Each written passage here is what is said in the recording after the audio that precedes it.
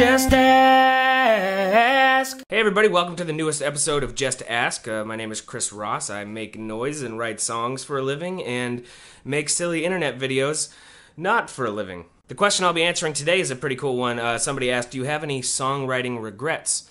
I certainly do. I got all sorts of regrets of all shapes and sizes and varieties. Before we get into the songwriting, I have plenty of regrets in the recording of some of the songs. There's a handful of songs that I really wish we would have taken more time, decided to put more instruments on, make it a full band endeavor, but I didn't have any money. We were making those albums really cheap and in a very short amount of time. The Steady Stumble, we took 3 days in the studio, and the Halfway to Wonderland, I took 4 days in the studio. And considering our time frame and our budget, I'm so proud of how everybody worked so quickly and so efficiently in the studio to get what we got. There's a lot of songs that we cut as just almost straight, bare acoustic vocal songs on the records. We did it live, one mic, and I think it came out cool, but I wish that there was a different version, something a little more full out there, and maybe someday we'll get around to that. Singing to Find You in my time, and mostly sober, especially considering how kind of big of a song Mostly Sober was for me. I wish that we had a better track. Your America, kind of the same way. Your America,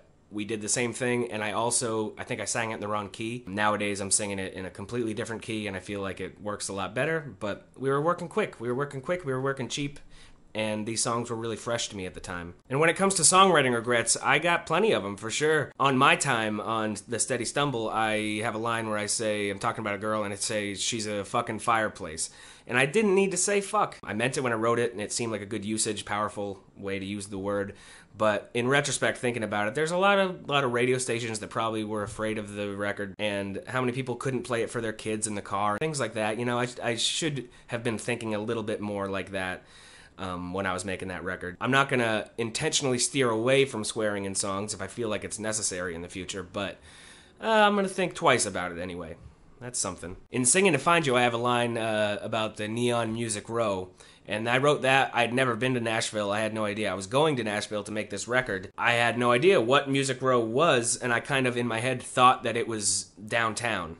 You know, like with all the neon and the Broadway and all that stuff. And so now I can say, no, it's a metaphor for what Music Row is. You know, it's very neon in the way that it behaves. So I do feel a little bit guilty about writing it from the wrong place and then changing my meaning later on when people ask me about it. But it's just between me and you, okay? In New Year's, another song from that album, I have a line where I say, so here's to breaking up in the Facebook age, which still makes sense, and it makes sense now, but I'm afraid that in 20 years people will say, that's dated, that doesn't make sense, that's topical, you know, and that's not what you want your songs to be. You want everything to be timeless. One of my more serious songwriting regrets is in the song All the Way Down. It's a true story. A friend of mine that I grew up with was into some bad stuff. There was a couple of other people, a boyfriend and girlfriend, who were also into some bad stuff, and they came to try to rob him one night, and he shot the guy and killed him, and it ended up all being justified and things like that. But I wrote the song, and I wrote it from the perspective of the couple, and I used his real name, not my friend's, but the guy who died. I used his real name, and I regret that. I could have chosen a million different names, and I don't know if I was trying to be so honest with the song and make it so real that I thought that it wouldn't work if I changed the name, and that's stupid. And so I should have changed the name, and I feel real guilt about that, about families and friends and stuff of hearing it and what they might think. So yeah, that's one of them. Every now and again, I'll lie on purpose in a song for whatever reason. I remember one, I don't even remember what the song was, but I was about 20 years old, and I was living in Boston with a girlfriend of mine who was going to school, and I was trying to play as many open mics as I could around town, but you had to be 21 to get into so many of these open mics. And so I found a few bars that I could go into and pass for old enough. I would go in and I would order a 7-7 because I always thought that a younger kid wouldn't order such a grown-up drink, you know? And it worked.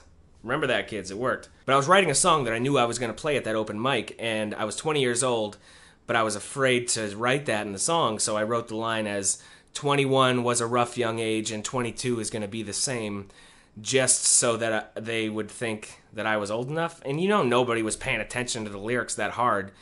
So that was kind of silly of me. In Jack and Jill, much lesser of a regret, but I talk about the Jets don't cover, so Jack owes the bookie now. I wish I hadn't used the Jets, because I'm afraid that people think I'm a Jets fan. Don't think that, please. So sure, I got plenty of regrets, and I'm sure there's plenty more to come. I guess I just try a little harder now to notice those little parts that just feel a little bit weird, and take those out early, or to just make peace with some of those things and say that that's who I was at that moment when I was writing that song.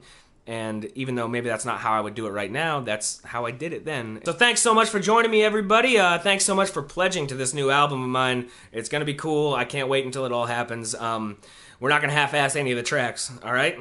You got my word. All right, thanks so much, everybody. Take it easy. Just